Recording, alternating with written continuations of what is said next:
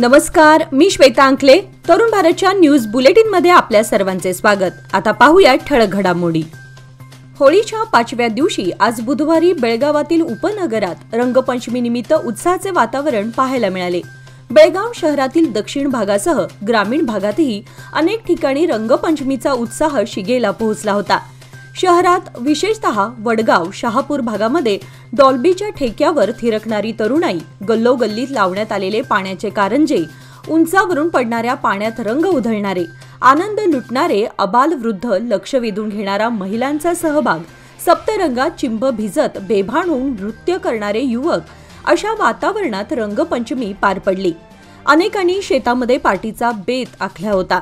संस्थान काळापासून शहापूर, वडगावसह ग्रामीण भागात होळीच्या 5व्या दिवशी पारंपरिक पद्धतीने रंगपंचमी साजरी केली जाते. बेळगाव शहर उपनगरामध्ये होळीच्या दुसऱ्या दिवशी धुळवड साजरी होत असली तरीही ग्रामीण भागात मात्र आजही पारंपरिक पद्धतीने रंगोत्सवाचे आयोजन केले जाते. सालाबाद प्रमाणे रंगपंचमी निमित्त रासायनिक रंगांना फाटा देत शहापूर येथील कैलासवासी नारायणराव गुंडोजीराव जाधव या सामाजिक आणि शैक्षणिक ट्रस्टच्या वतीने प्रदूषण मुक्त फुलांची रंगपंचमी मोठ्या उत्साहात साजरी केली. पाण्याचे महत्त्व जाणून घेऊन उन्हाळ्यात पाण्याच्या संवर्धनासाठी रंगपंचमी निमित्त स्तुत्य उपक्रम आयोजिले जाते. त्यानुसार आज बुधवारी शहापूर येथील डॉक्टर बाबासाहेब आंबेडकर चौकामध्ये प्रदूषण मुक्त रंगपंचमी साजरी करण्यात आली. यावेळी ट्रस्टचे अध्यक्ष माजी महापौर मालोजीराव अष्टेकर, प्रमुख अतिथी शहापूर पोलीस स्थानकाचे सीपीआय सीमानी, माजी उपमहापौर संजय शिंदे, युवा समितीचे शुभम शेळके, अमृत भाकोजी, यल्लप्पा कोलकार व मान्यवर उपस्थित होते. दरम्यान उपस्थितांनी पुष्पदलांची उधळण करून रंगपंचमीचा आनंद लुटला.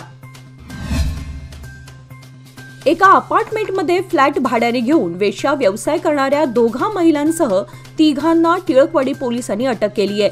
याबाबत समजलेली माहिती अशी की अटक करण्यात आलेल्या आरोपीने बेळगावच्या हिंदवाडी परिसरात एका अपार्टमेंटमध्ये एक फ्लॅट भाड्याने घेतला होता आणि अवैध धंद्याला ऊत आणला होता.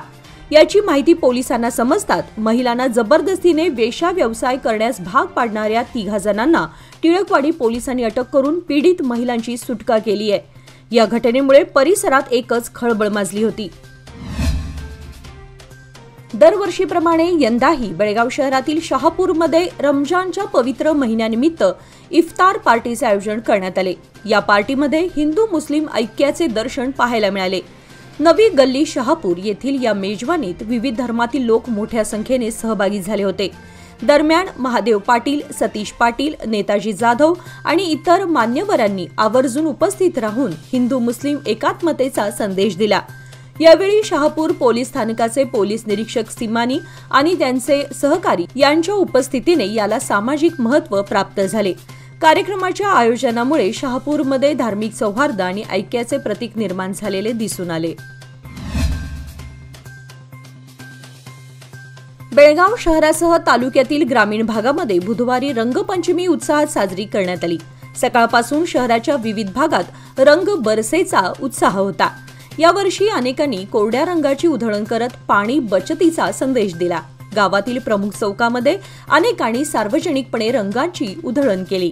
शहरासह ग्रामीण भागातही रंगपंचमीचा जल्लोष दिसून आला. ग्रामीण भागामध्ये कोरड्या रंगाची उधळण करण्यात आली. मात्र सार्वजनिक ठिकाणी झालेल्या रंगोत्सवात तरुणांनी अनेक ओल्या रंगाचा आनंद लुटला. प्रत्येकालाच वेगवेगळ्या रंगांचं आकर्षण असतं. त्यामुळे रंगांचा सण असलेली रंगपंचमी मोठ्या आनंदाने आणि जल्लोषात साजरी करण्यात आली. तरुणांसह महिलांनीही एकमेकांना रंग लावून आनंद साजरा केला. शहरातील गल्लोगल्लीत बच्चे कंपनीसह कुटुंबियांचाही उत्स्फूर्तपणे सहभाग दिसून आला. आपल्या मित्रमैत्रिणींना रंग लावण्यासाठी तरुणांचे जथ्थे गावामध्ये दुचाकीवरून फिरत असल्याचं चित्र पाहायला मिळालं. बेळगाव तालुक्यातील सुळेभावी ग्रामदेवतेची दर 5 वर्षांनी भरवल्या जाणाऱ्या यात्रेला काल मंगळवारी दिनांक 18 मार्च रोजी मोठ्या उत्साहात सुरुवात झाली. दरम्यान 26 मार्चपर्यंत सदर यात्रेचे आयोजन करण्यात आले आहे. काल मंगळवारी मध्यरात्री विश्वकर्मा बडिगेर यांच्या निवासस्थानाहून देवीची ओटी भरल्यानंतर होन्नाट मिरवणुकीने देवीच्या उत्सवाला प्रारंभ झाला. 9 दिवसापर्यंत ही यात्रा संपूर्णपणे सौहार्दपूर्णरित्या आणि शिस्तबद्धरित्या साजरा करण्यात येणार असून यंदाची यात्रा पूर्णपणे शाकाहारी असणार आहे. कालच्या होन्नाट मिरवणुकीवेळी बाळेकुंद्री गावासह पंचक्रोशीतील असंख्य भक्तांनी हजारोंच्या संख्येने उपस्थिती दर्शवल्याने जणू भक्तांचा महापूर लोटल्याची अनुभूती पाहायला मिळाली। सर्वत्र विद्युत रोषणाई, रंगरंगोटी आणि बालचमूसह मोठ्यांच्या उत्साहामुळे मंगलमय वातावरण आणि चैतन्य निर्माण झालं आहे। बेळगावातील काँग्रेस रोडपासून 3ऱ्या रेल्वे गेटपर्यंत रेल्वे रुळाच्या बाजूने काँक्रीट प्लेटद्वारे भिंती उभारण्यात आल्या आहेत। त्यांच्या दुरुस्तीचं काम आता हाती घेण्यात आलं आहे। 2 वर्षांपूर्वी काँग्रेस रोड परिसरात पावसाचं पाणी साचलं होतं। त्यावेळी माती खचल्यानं भिंती एका बाजूला कलंडल्या होत्या। भिंत कोसळलेल्या ठिकाणाहून जनावरे तसेच नागरिकांची ये-जा सुरू होती। सध्या रेल्वे मार्गाचं विद्युतीकरण झालं असल्याने रेल्वे वेगाने धावत असतात। यामुळे कोणताही धोका निर्माण होऊ नये म्हणून येथील पडलेल्या भिंतींची दुरुस्ती करण्याची मागणी करण्यात आली होती। रेल्वे सल्लागार समितीचे सदस्य प्रसाद कुलकर्णी यांनी रेल्वेच्या अधिकाऱ्यांना ही बाब सांगितल्यानंतर सोमवारपासून दुरुस्तीच्या कामाला सुरुवात करण्यात आली आहे। त्यामुळे परिसरातील नागरिकांच्या वतीने समाधान व्यक्त होत आहे। बेळगाव मध्यवर्ती बस स्थानकावर दागिने चोरी केलेल्या 3 चोरट्यांना मार्केट पोलिसांनी अटक करत त्यांच्या जवळील 12,72,000 किमतीचे सोन्याचे दागिने जप्त केले आहेत। अटक करण्यात आलेल्यामध्ये अनिता चौगुले वय 40, सिंपल लोंडे वय 35, निशा लोंडे वय 25 अशी या महिला चोरट्यांची नावे आहेत।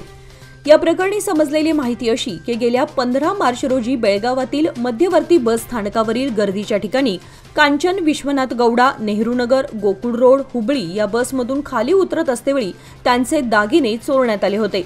पोलिसांनी तक्रारीची दखल घेऊन पोलीस आयुक्त याडा मार्टिन आणि पोलीस निरीक्षक धामण्णवर यांच्या नेतृत्वाखाली पोलीस कर्मचाऱ्यांनी तपास करून आरोपी 3 महिला चोरांना अटक केली।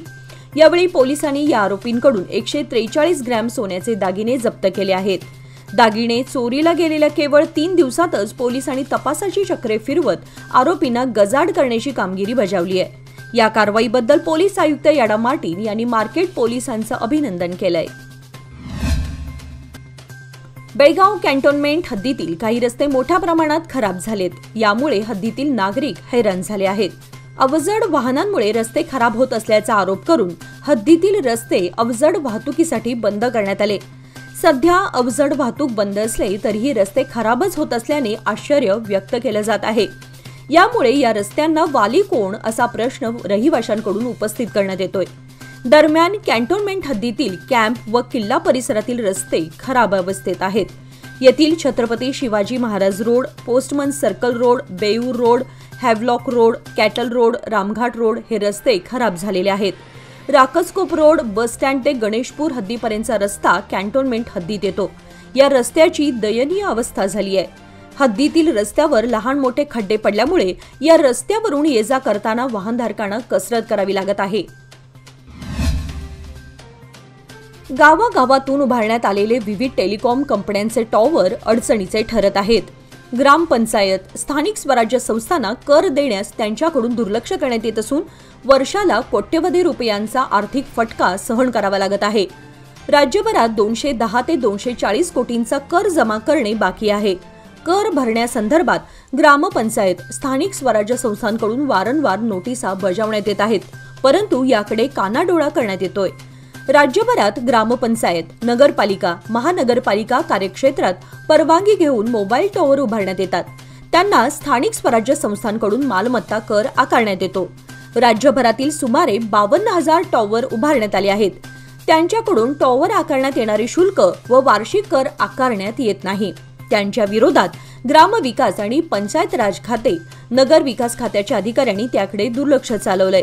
यामुळे वर्षाला 15 ते 25 कोटींचा आर्थिक फटका सहन करावा लागत आहे। बेळगाव तालुक्यातील चलवेनहट्टी गुड्डादेवी मंदिराजवळ पिण्याच्या पाण्याची सुविधा उपलब्ध झाली आहे। मंदिरात येणाऱ्या भाविकांना पिण्यासाठी पाणी मिळत नसल्यानं होणाऱ्या अडचणींचं निवारण करण्यासाठी पुजारी भरमा शिवराय आलगोंडे यांनी पुढाकार घेतला। 2 भाविकांच्या देणग्यांमुळे कूप नलिका आणि विद्युत पुरवठा कार्य नियमित सुरू झालं आहे। या सोयीमुळे मंदिर परिसरातील शेतकऱ्यांसाठीही पाणी मिळणार आहे। कोणतेही सरकारी अनुदान न घेतल्यामुळे पुजाऱ्यांचे सर्वत्र कौतुक होत आहे। बालवीर विद्यानिकेतनच्या इयत्ता 4थीच्या विद्यार्थ्यांनी पक्ष्यांसाठी धान्य आणि पाणी ठेवून एक अनोखा आणि प्रेरणादायक उपक्रम राबवला आहे। सध्या उन्हाळ्याचे दिवस सुरू असून पक्ष्यांसाठी पाणी आणि आहार मिळवणं अत्यंत कठीण झालं आहे।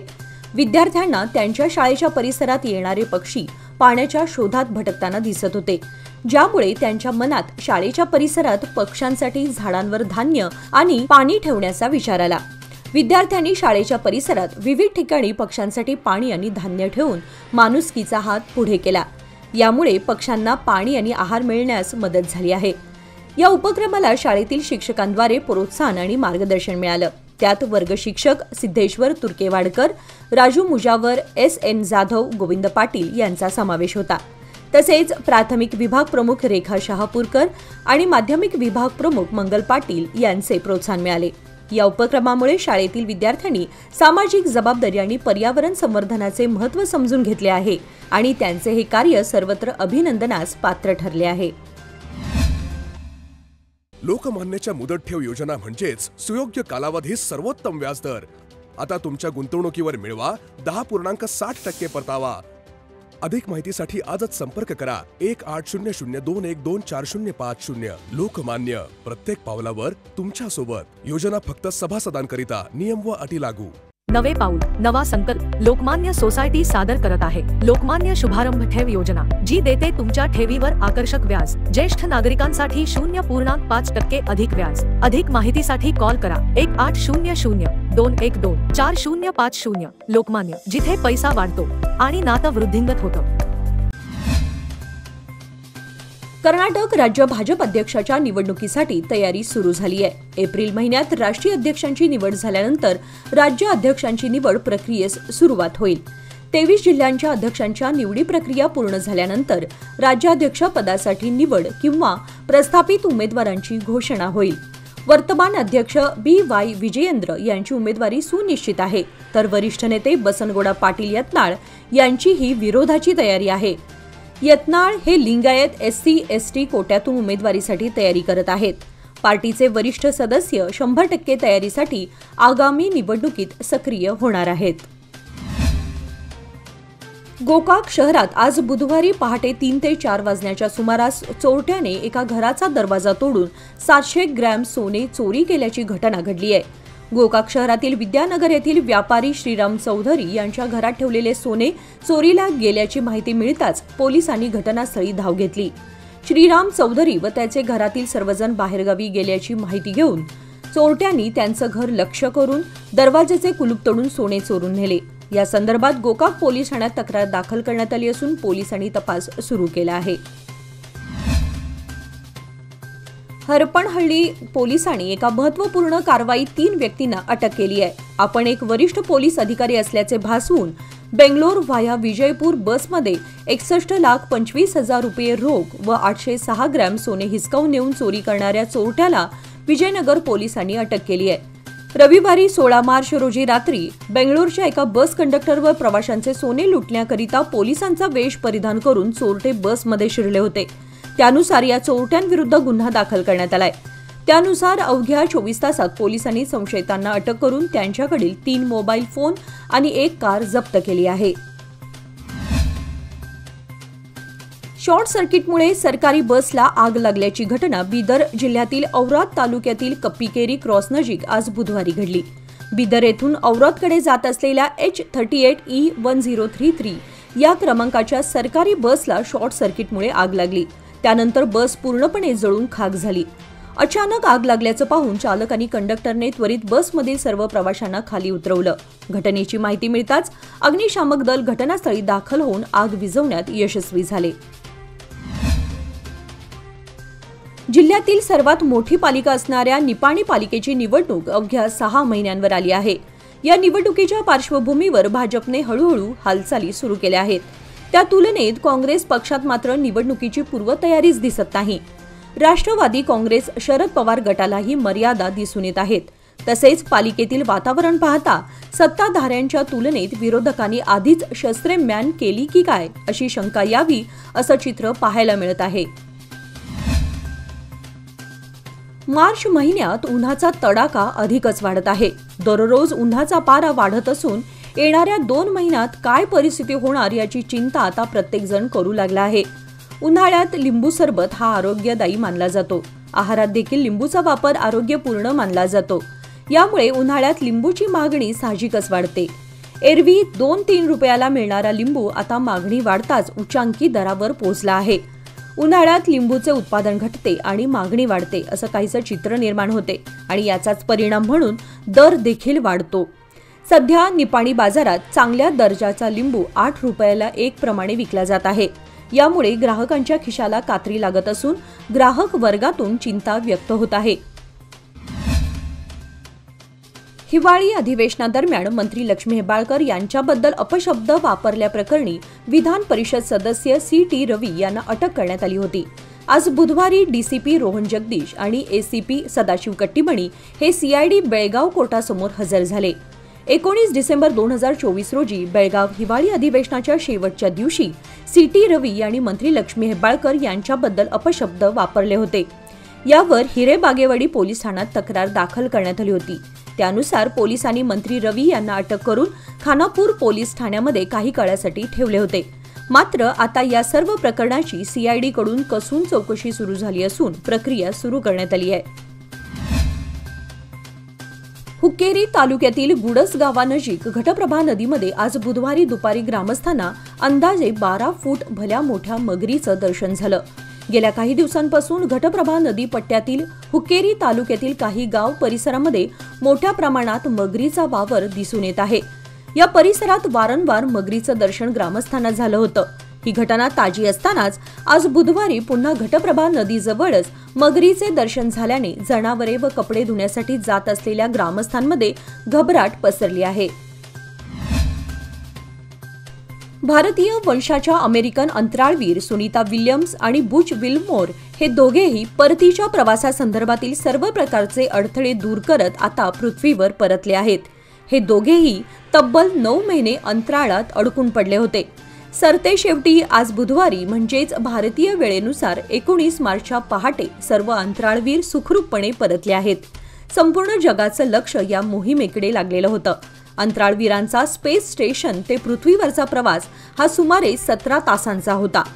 Crew 9 back on earth welcome home अशी घोषणा ग्राउंड कंट्रोलने करत अंतराळवीरांचं स्वागत केलं।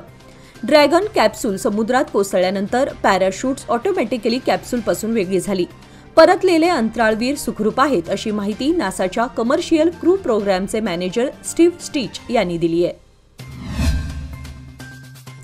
बेळगाव जिल्ह्यातील निपाणी तालुक्यातील बरवडा गावामध्ये होळी खेळत असताना ट्रॅक्टर ट्रॉलीची धडक बसून 9 वर्षाच्या मुलाचा मृत्यू झाला।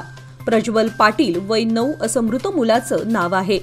सदलगाव पोलिसांनी घटनास्थळी भेट देऊन पंचनामा करून ट्रॅक्टर चालकाविरुद्ध गुन्हा दाखल केला। याचबरोबर आजचे बातमीपत्र इथे संपले। अधिक माहिती आणि ताज्या घडामोडींसाठी पाहत रहा तरुण भारत न्यूज चॅनल। तसेच आमच्या चॅनलला लाईक, शेअर आणि सबस्क्राईब करायला विसरू नका। आणि विश्वासार्ह बातम्यांसाठी दररोज वाचा दैनिक तरुण भारत। धन्यवाद।